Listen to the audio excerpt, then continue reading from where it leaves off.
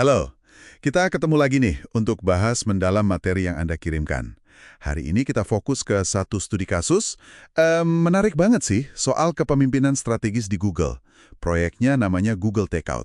Iya, betul sekali. Kita pakai sumber dari kutipan buku Leading with Strategic Thinking ya, penulisnya Aaron Olson sama Keith Simerson.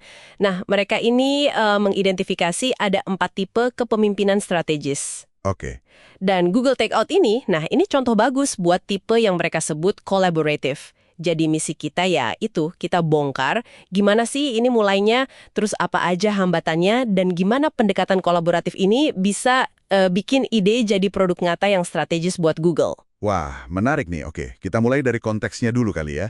Google pertengahan 2000-an itu kan lagi, meledak banget pertumbuhannya. Iya, lagi jaya-jayanya di pencarian internet, tapi ada tapinya nih, mereka itu sangat tergantung sama pendapatan iklan dari pencarian. Ketergantungan ya. Banget. Plus waktu itu mulai ada sorotan dari regulator soal potensi monopoli.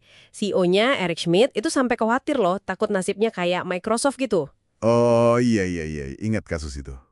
Nah terus muncul siapa nih inisiatornya? Nah, di situasi kayak gitu muncul sosok namanya Brian Fitzpatrick. Dia itu pendiri tim engineering Google di Chicago tahun 2005.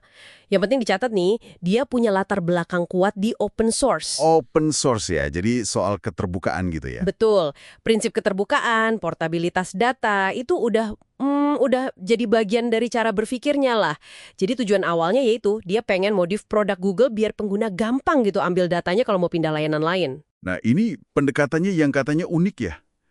Dia nggak langsung ke bos-bos besar gitu. Justru itu, dia malah merayap dari proyek ke proyek. Jadi dia deketin manajer produk dari tim lain satu-satu gitu. Merayap ya istilahnya. Terus gimana caranya? Dia nggak langsung nyuruh, tapi lebih ke nanya dulu, pernah kepikiran nggak sih bikin fitur buat ekspor data? Abis itu baru dia nawarin bantuan konkret. Tim engineering dia kan besar tuh. Oh gitu caranya. Iya, prinsipnya kayak yang dia bilang, bicaralah dengan lembut dan bawa tim engineering yang besar, gitu. Ini bukan basa-basi doang tapi.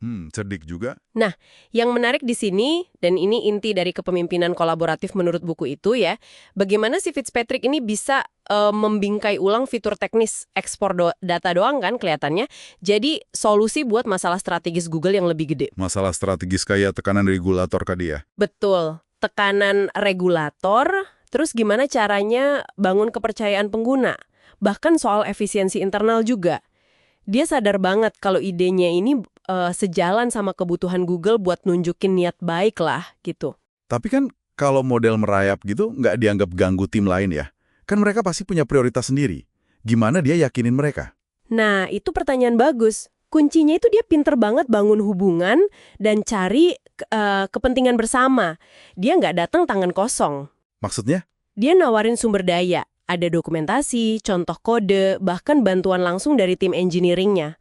Dia tunjukin gimana idenya ini bisa untung buat semua. Untung buat semua gimana tuh?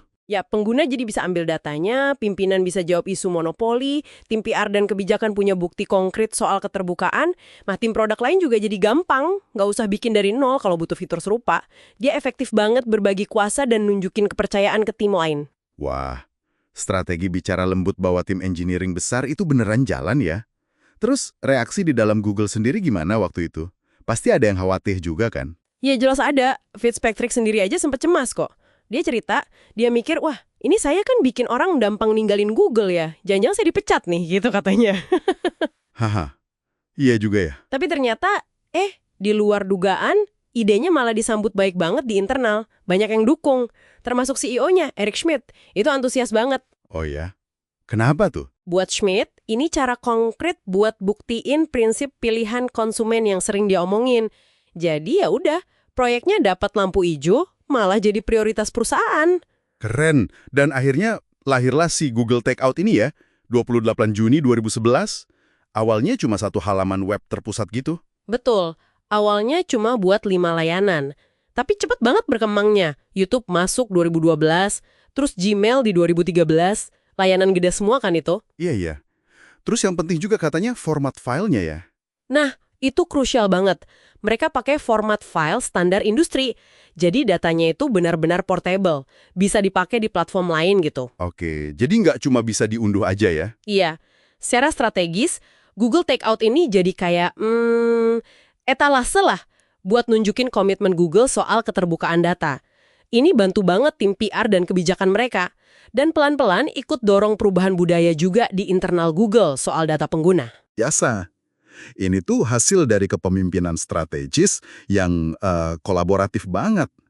Lahir dari gabungan kebutuhan internal sama tekanan eksternal. Pendekatan Fitzpatrick yang jago banget jembatanin tim-tim dan nyatuin kepentingan jadi kunci suksesnya. Tepat sekali. Proses kolaboratif di balik Takeout ini nunjukin gimana Google sebagai raksasa teknologi coba nyimbangin posisi dominannya di pasar sama prinsip keterbukaan. Sesuatu yang makin dituntutkan sama pengguna dan regulator.